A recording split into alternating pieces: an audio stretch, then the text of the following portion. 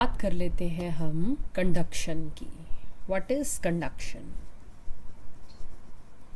Conduction का क्या अर्थ है? कंडक्शन का मतलब है कि जैसे this is a frying pan and I am giving heat to this, तो हीट का ट्रांसफर होना, दैट इज कॉल्ड कंडक्शन। कहाँ से?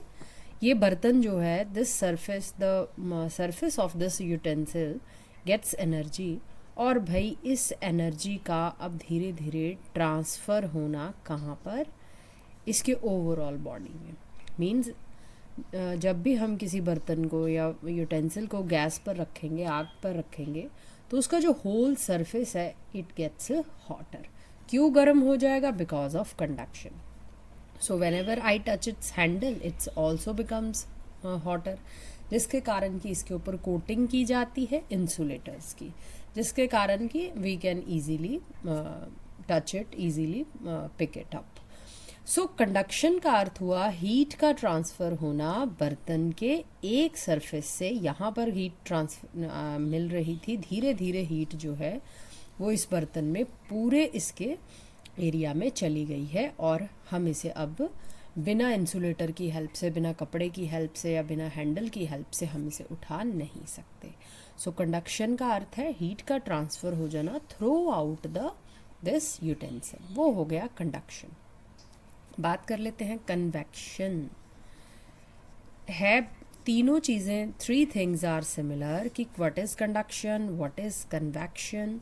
अब कन्वेक्शन में क्या हुआ? कन्वेक्शन में जो होता है हीट का ट्रांसफ़र होना। भाई अब आपने इस बर्तन के अंदर क्या रखा है?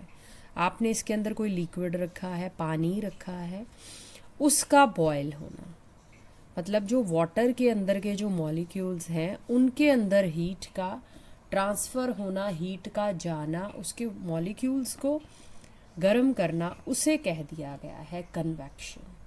सो फ्लूइड के केस में हम the transfer of heat to the fluid, fluid में लिक्विड भी हो सकता है, वो गैस भी हो सकती है, उसे कह दिया गया है कन्वेक्शन। और व्हाट इज़ रेडिएशन?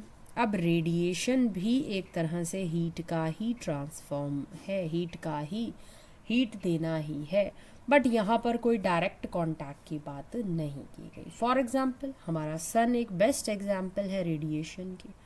वो हमारी धरती को गर्म करता है without any direct contact. Means धरती के ऊपर जितनी भी ऑब्जेक्ट्स हैं, सन से जो रेडिएशन, जो रोशनी आ रही है, वो हमारे वैक्यूम से होती हुई धरती के एटमॉस्फेयर को एंटर करती हुई हमारे सरफेस तक आती है, और रेडिएशन में कोई इस तरह का डायरेक्ट रिलेशन नहीं है, ये एक लॉन्ग टर्म हीट ट्रांसफ़र है। I hope you all understand conduction, convection and radiation.